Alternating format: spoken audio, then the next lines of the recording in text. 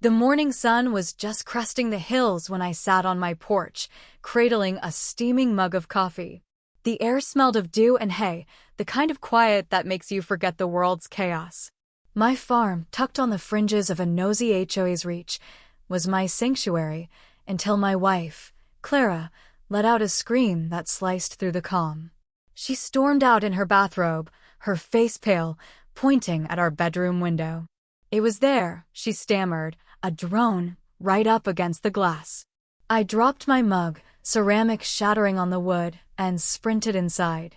By the time I reached the front yard, barefoot on the gravel, the thing was gone, zipping away like it knew I was coming. My heart pounded, not from the run, but from the audacity. This wasn't some kid's toy, this was surveillance. I had a hunch who was behind it. Our farm, just outside the HOA's official grip, drove Beverly, the neighborhood's self-anointed queen, up the wall. She hated our roosters crowing at dawn, despised the tractor parked in plain sight, and really loathed Clara sunbathing in the backyard, sometimes in nothing at all. Beverly never confronted us like a normal person. No, she chose espionage. I'd glimpsed the drone before, once over the cornfield, once by the barn. I thought it was a teenager's prank, but after it hovered 3 feet from my wife's window, I got serious. Grabbing binoculars, I climbed the water tower and scanned the horizon. Sure enough, the drone sailed down Oak Lane and landed in Beverly's pristine backyard, where she stood, arms crossed, like a general awaiting a scout. I marched over, no yelling, just a calm knock. She opened the door, her smile as fake as her bleached teeth. "Can I help you?" she purred, blocking the doorway. I laid it out, the drone at my window, its repeated trespassing. She didn't deny it. Instead, she tilted her head. "If everything you're doing is legal, Thomas, why worry about a drone? It's not like I'm recording anything inappropriate." That line told me she was absolutely recording something inappropriate. I warned her I'd press charges if it happened again. "Suit yourself," she chirped, slamming the door. That night, I walked into the barn and whistled low. A shadow stirred on the rafters. My bald eagle, Valor, blinked down at me, her eyes sharp as knives. I'd rescued her from a poacher's trap 5 years ago, trained her with falconry skills my granddad taught me. She was loyal, fierce, and thanks to a run-in with a hawk and a shiny weather vane, she despised anything that flew unnaturally. I told her we had a job coming. The next morning, I set up a trail cam and waited. At 7:12 a.m., the drone returned, buzzing over the chicken coop, circling the greenhouse, then creeping toward the house. I stepped out, rake in hand, and swung. It dodged, mocking me, then shot skyward. Valor screeched from the barn. The trail cam caught it all, clear shots of the drone zooming in on Clara's window again. What was it after? My crop plants? Our privacy? Or just a sick thrill? I followed its path through the trees and saw it land on Beverly's patio. This time, she wasn't alone. 3 HOA cronies huddled around a tablet, laughing at the live feed. This wasn't just Beverly's vendetta, it was a coordinated operation. I didn't confront them. Instead, I rigged motion sensors to the porch lights, trained Valor to recognize the drone's buzz, and fed her trout to keep her sharp. That night, she perched in the silo, wings tucked, eyes locked on the sky. When the drone returned, the lights flashed red. Valor launched, silent as death. Seconds later, a clank echoed through the yard. I found the drone's rotor twitching in the dirt, Valor pinning the rest beneath her claw. I cracked it open on my workbench. This wasn't a cheap toy, high-def camera, mic, hard drive. The SD card held hours of footage, not just of my farm, but of neighbors' backyards, windows, even thermal scans at night. Beverly was running a surveillance empire. I took the evidence to the sheriff. He chuckled at the Eagle takedown, but sobered up when he saw the footage, recognizing familiar houses. "I'll look into it," he said, but I knew he was treading lightly. Word spread fast. By sunset, the town buzzed with rumors. Some laughed, Others fumed about their violated privacy. I thought Beverly might back off, but I underestimated her. The next morning, a deeper hum filled the air. Hovering above my cornfield was a beast, silver, 8 rotors, infrared sensors sweeping like a sci-fi predator. She'd upgraded, flying too high for Valor's reach. This wasn't about spying anymore, it was about power. I watched it glide over my land, jaw clenched, and knew I wasn't fighting a nosy neighbor. I was in an air war.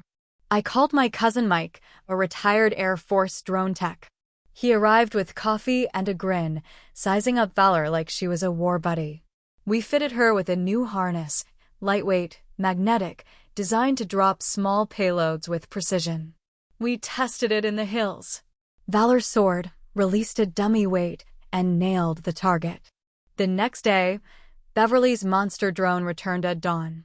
I whistled, and Valor launched, circling wide to stay unseen. The drone dipped toward the greenhouse, its mistake. Valor dived, clipped a propeller, and sent it spiraling into the pond's mud. I pried open its casing. Another SD card, more invasive footage, clips of my living room TV, a neighbor's teenage daughter sunbathing. My stomach churned. I showed the neighbor. His face darkened. "I'll handle this," he growled. By noon, the street was in uproar. Beverly didn't stop. That evening, her patched-up drone returned, noisier but defiant. I signaled Valor. She took off, dropping a net mic I had crafted from fishing line. It snagged a rotor. The drone crashed behind the goat pen. I photographed it, tangled and broken, and drove the evidence to the sheriff. He leaned back, pen tapping. "This is criminal surveillance now," he said, "especially with a minor in the footage. We'll take it from here." But I knew Beverly wouldn't quit without a spectacle. 3 days later, a new sound growled overhead. A massive drone, 3 feet wide, spotlight blazing. The HOA slapped a flyer on my gate, announcing an emergency meeting to address my aggressive wildlife. They were targeting Valor. I arrived at the meeting early, drone fragments and footage in hand. Beverly stood like a general, her giant drone parked like a trophy. She ranted about Valor's attacks, claiming I'd sicked her on the neighborhood. When my turn came, I plugged in the USB. The room fell silent as Beverly's footage played. Windows, backyards, private moments. Gasps erupted. A thermal clip of a showering neighbor drew shouts. Beverly stammered about community safety, but the crowd turned. A man stood, saying his daughter felt followed by a drone. The vote to censure Beverly was a landslide. She stood, clipboard limp, defeated. But she wasn't done. That night, her drone returned, lights blazing. Earlier, I'd noticed a wild eagle trailing Valor. I called him Freedom. When Beverly's drone lit up the sky, I whistled. Valor and Freedom rose together, shadows against the moon. Valor shredded one rotor, Freedom slammed the other. The drone spiraled, trailing smoke, and crashed into Beverly's koi pond. She screamed from her porch, fists shaking. The next morning, the sheriff arrived with a warrant. Beverly's home office held monitors, hidden cameras, audio logs. She was arrested for privacy violations. Neighbors filed complaints. Valor became a legend. Kids drew her. The 4-H club invited me to speak. The sheriff gave her a mock medal, which I hung in the barn. A week later, a letter came from Beverly's father. He hadn't spoken to her in years, said she'd hardened into someone he didn't know. A photo showed young Beverly with a baby eagle, smiling. It didn't erase her crimes, but it humanized her. I felt closure, not pity. The farm was quiet again. Clara sipped coffee without fear. Valor and Freedom soared, guardians of a free sky. Beverly thought she could control us from above, but she learned the hard way. Up here, wings trump rotors, and the sky belongs to those who fight for it. The community, having learned a valuable lesson about privacy and the lengths some will go to invade it, rallied together, creating a neighborhood watch, ensuring that what happened with Beverly would never happen again. They installed security cameras, not for surveillance, but for protection, and they all lived in peace, respecting each other's boundaries.